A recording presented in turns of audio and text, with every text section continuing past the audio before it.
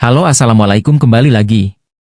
Kali ini kita akan membahas tentang sebuah film Thor Love and Thunder. Film ini rilis resmi pada 8 Juli 2022 dan hadir melalui bioskop.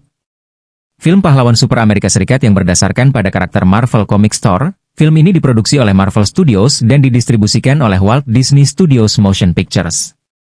Film tersebut ditujukan sebagai sequel langsung dari Thor Ragnarok 2017 dan film ke-29 dalam Marvel Cinematic Universe MCU. Film tersebut disutradarai oleh Taika Waititi, yang menulis skenarionya bersama dengan Jennifer Kaitin Robinson, dan menampilkan Chris Hemsworth sebagai Thor. Dalam film ini, Thor berusaha menemukan kedamaian batin, tetapi harus kembali beraksi dan merekrut Raja Valkyrie, Korg, dan Jane Foster, yang sekarang menjadi Mighty Thor untuk menghentikan Gorr dari pembunuhan para dewa. Tapi sebelum masuk ke alur videonya, alangkah baiknya kalian untuk like dan share, dan tidak lupa siapkan juga secangkir kopi atau teh, untuk menemani kalian. Dan tanpa berlama-lama langsung saja simak videonya. Film dimulai dengan cerita tentang Gorr, seorang pria yang kehilangan anaknya yang bernama Love. Saat itu para dewa mengabaikan permintaannya, di mana permintaannya adalah tanah yang subur.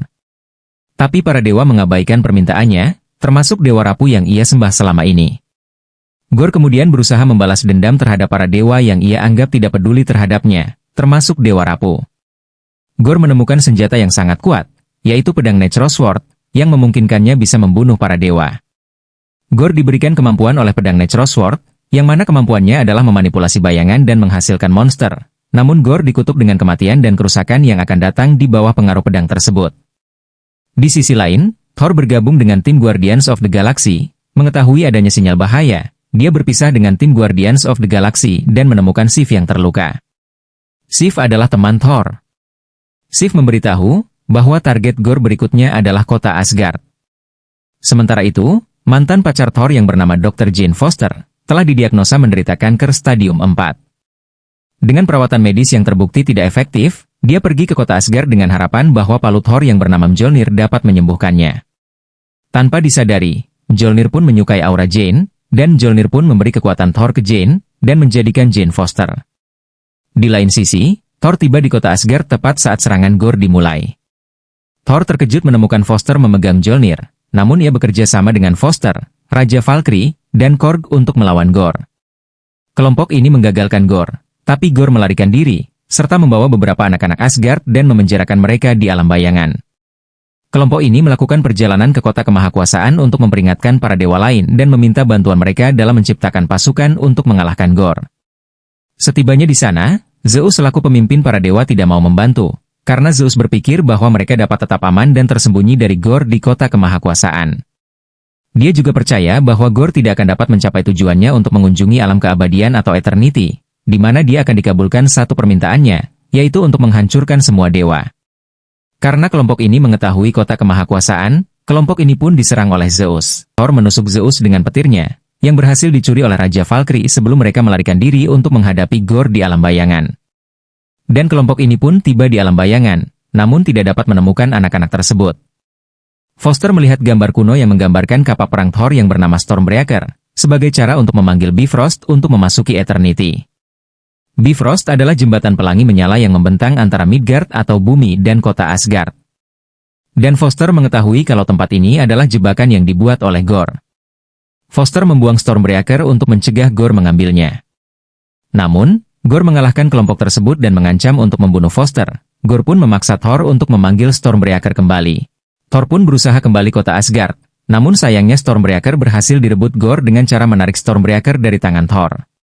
Setelah kembali ke kota Asgard, Thor mengetahui bahwa Foster tidak memungkinkan tubuhnya untuk melawan kanker secara alami. Saat itu juga Raja Valkyrie terluka karena pertarungan tersebut. Karena hal ini, Thor melakukan perjalanan ke altar Eternity sendirian, dan menggunakan petir Zeus. Setibanya di sana, Thor pun mengilhami anak-anak dengan kekuatannya untuk melawan monster Gorr, sementara dia bertarung melawan Gorr. Ketika Foster merasakan bahwa Gorr akan membunuh Thor, dia bergabung dalam pertempuran dengan membawa Mjolnir untuk menyelamatkannya. Thor pun kaget dengan kedatangan Foster. Dalam pertarungan itu, mereka berhasil menghancurkan pedang Natural Sword, dan membebaskan Gorr dari pedang tersebut. Tetapi ketiganya dibawa ke alam keabadian. Dengan Gorr yang siap untuk mewujudkan keinginannya, Thor menghasut Gorr untuk menghidupkan kembali putrinya saja tanpa menghancurkan para dewa. Thor kemudian meninggalkan Gore untuk membuat keputusan dan merawat Foster yang sedang melemah karena kankernya dan meninggal dalam pelukannya. Tergerak oleh penampilan mereka, Gore berharap agar keabadian menghidupkan kembali Love, dan permintaan pun dikabulkan. Saat Gore meninggal karena kutukan itu, dia meminta Thor untuk merawat Love. Setelah itu, anak-anak kembali ke kota Asgard, di mana Raja Valkyrie dan Sif mulai melatih mereka, dan sebuah monumen untuk menghormati Foster pun dibangun. Thor juga mengadopsi Love, yang bergabung dengannya dalam aksi kepahlawanannya, dan film pun berakhir. Film ini menggambarkan perjalanan emosional Thor dalam mencari tujuan dan identitas setelah kehilangan dan perubahan dalam hidupnya. Melalui pertemuannya kembali dengan Jane Foster, yang kini memiliki kekuatan sebagai Thor Jane Foster, serta perjuangan mereka melawan Gore, Thor belajar tentang cinta, pengorbanan, dan pentingnya hubungan. Dan di akhir film juga menggambarkan bahwa meski mereka menghadapi kehilangan, harapan selalu ada. Gore memilih untuk menghidupkan kembali anaknya, menunjukkan bahwa, bahkan dalam kegelapan, cinta dapat mengalahkan kebencian. Thor sebagai penjaga anak-anak juga menegaskan komitmennya untuk memberikan cinta dan perlindungan. Secara keseluruhan, film ini menggabungkan aksi, humor, dan emosi.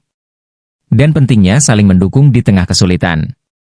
Dan sampai bertemu kembali di video selanjutnya.